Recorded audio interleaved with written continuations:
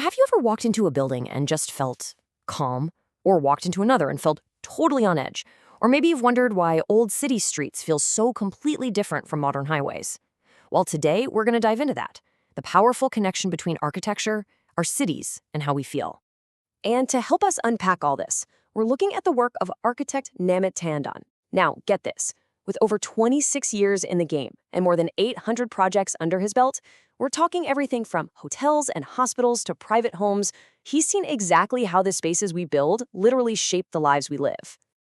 So here's our game plan. We'll start with what it's like to be an architect today. Then we'll compare old and new cities. We're going to bust some myths about the real meaning of Vastu, see how buildings actually affect our emotions, and wrap it all up with some practical tips you can use in your own home.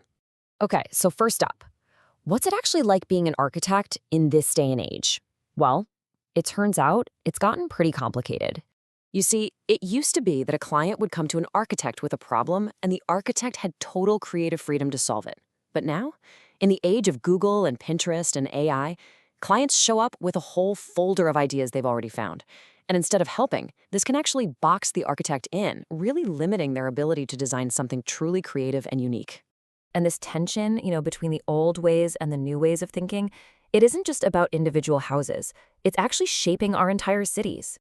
Now check this out. Just picture the old narrow lanes in a city center, right? They were designed for people. The buildings are tall and close together, creating shade, which can make the temperature 5 to 10 degrees cooler. It's amazing. People walk around, they talk, they actually know their neighbors. Now compare that to a big modern highway. Who's that designed for? Cars. It's wide, it's totally exposed to the sun, and it gets incredibly hot. And this design, it creates isolation. I mean, think about it. Most of us don't even know the people living right next door.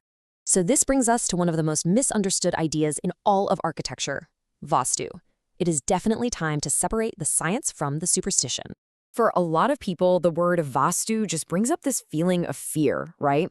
It's often pushed by expensive consultants who sell these costly fixes. But is it really just a bunch of rigid, mystical rules that you should be afraid of breaking? Or is there something way more logical going on here? Well, here's the secret. At its heart, Vastu is simply the ancient science of designing with the climate in mind. That's it. It's not about magic. It's about making a building that works with its natural environment. Things like the path of the sun, the direction of the wind, and the local geography. It's practical, not mystical.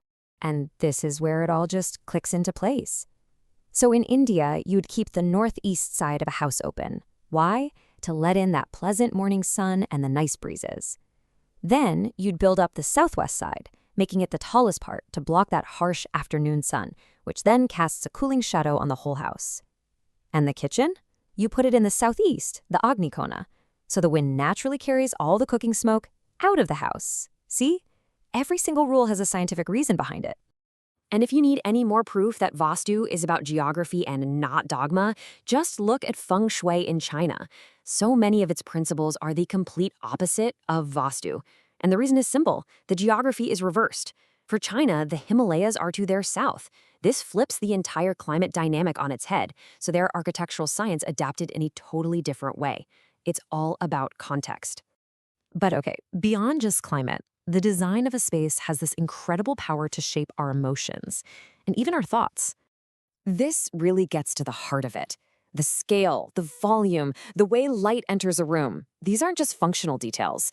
They're tools that an architect uses to make you feel specific things, from awe and humility to comfort and curiosity. I mean, think about walking into a grand old church. The ceiling is often 10, maybe 15 times taller than you are.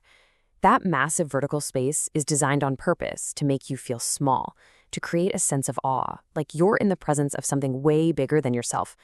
But then you have the inner sanctum of many ancient Hindu temples, the Garbhagriha, which is often dark and small. That design choice is also intentional. It represents the universe and God as a deep mystery, something to be felt, not just seen. So, how can we take all these big ideas and actually apply them to our own places, which are, let's be honest, often a lot smaller? Here are some simple, practical tips.